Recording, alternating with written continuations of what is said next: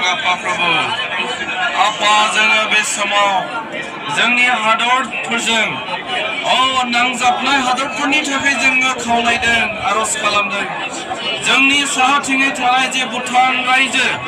बे भुटान रायजोजों आरो जोंनि इन्डियाजों जे मोनसे मोजां मिलायनाया थाबाय थायो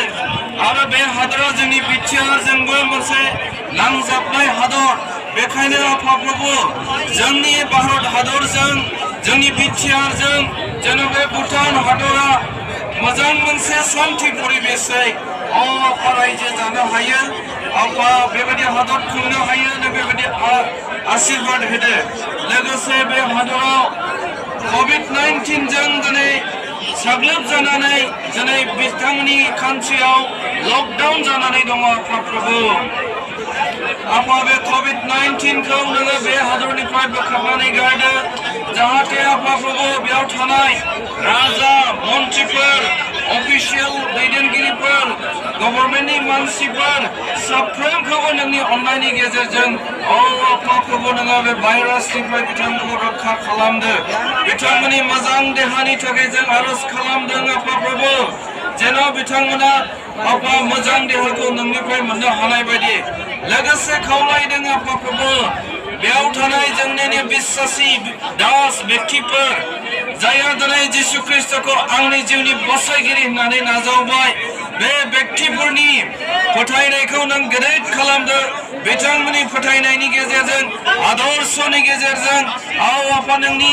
हाबाखौ मावनानै साखि होनायनि गेजेरजों बे रायजोआव नोंनि गाहाम रादाबा जेन बयबो खोनानो मोनो आरो नोंखौ इसोर होननानै सिनायनो आरो फोथायनो हानाय बायदि आशीर्बाद होदो हामबाय होनदों आफा प्रभु बे भुटान रायजोनि नोंनि ख्रिस्टखौ फोथायग्रा व्यक्तिफोरनि थाखाय आङो नोंनियाव आरज गाबबाय आफा नोङो बिथांमोनखौ बोलोगोरा खालामदो बिथांमोननि गेजेरजों जे जिसु ख्रिस्टनि अननाया बे हादराव गोसारनाय बायदि नोङो आशीर्बाद होदो बे गासै आरजखौ जोङो नों जोंनि सासेल' बासायग्रा प्रभु जिसु ख्रिस्टनि मुङै बिबाय आमेन बयबो जिरायगोन वेस्ट बेंगल भुटान बर्डाराव थानाय सुबुंफोरनि थाखाय आरज खालामनि जेन' जोंनि फोथायारिफोरनि गेजेरजों ख्रिस्टनि अननाय आरो गाहाम रादाबखौ खोनानो मोनो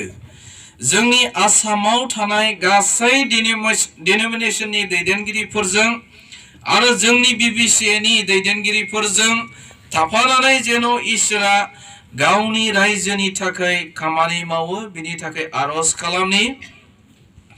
भारत नर्थ इस्ट आसाम भुटान आरो बड'लेण्डनि दैदेनगिरिफोरजों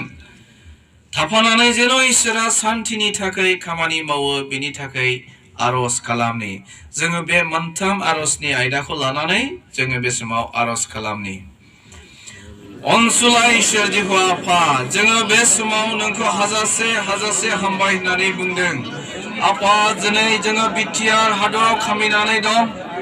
आफा जोंनि बे बड'लेण्डआव जों खामिनानै थानाय समाव आफा जों नोंनियाव आरज गाबदों आरो वेस्ट बेंगल भुटान बर्डाराव थानाय सुबुंफोरनि थाखाय जों आरज खालामदों जेन' आफा जोंनि फोथायारिफोरा बे बर्डार एरियायाव थानानै आफा बे भुटान रायजोनि आफा नोंखौ खोनायै मोनथियै मानसिफोरनि थाखाय मोजां खामानि मावनानै मोजां आदर्शफोरखौ होनानै बे हादरनि मानसिफोरखौ जेन' ख्रिस्टनियाव लाबोनो हायो ख्रिस्टनि अननायखौ दिन्थिनो हायो नों बेबायदि खामानि मावनो आफा जों बे समाव नोंनियाव आरज गाबदों जोंनि आसाम हादराव थानाय आफा गोबां जोंनि मिशन एजेन्सिफोर डिनोमिनेसनफोर बे आफा संस्थानि दैदेनगिरिफोरजों थानानै इसोर नोङो खामानि मावदों जेन' बिथांमोनाबो आफा प्रभु बे जोंनि साहाथिङै थानाय रायजोनि थाखाय आरज खालामनो हायो आफा प्रभु बिथांमोननि बासायजानायनि थाखाय मोजां लामाफोरखौ बेखेवनानै होनो हायो मोनफ्रोमबो आफा दिनै मिशन एजेन्सिफोर डिनोमिनेसनफोर कन्वेन्शनफोरखौ आफा नोङो फोजाखांदो लोगोसे आफा प्रभु भारत नर्थ इस्ट आरो आसाम भुटान बड'लेण्डनि दैदेनगिरिफोरजों थाफानानै आफा बिथांमोननि साननाय हनायाव नों मदद खालामदो जेन' बिथांमोना जोङो सान्थियै रायजो जानो मोननायनि थाखाय मोजां खामानिफोरखौ हदाय मावबाय थानो हायो। अ इसोर आफा नोङो बे जोंनि दैदेनगिरिफोरजोंबो थाफानानै खामानि मावदो हामबाय होनदों आफा प्रभु। बे आरजनि आयदाखौ जों नोंनियावनो गथायनानै बिबाय बासायग्रा प्रभु जिसु ख्रिस्टनि मुङै आमेन।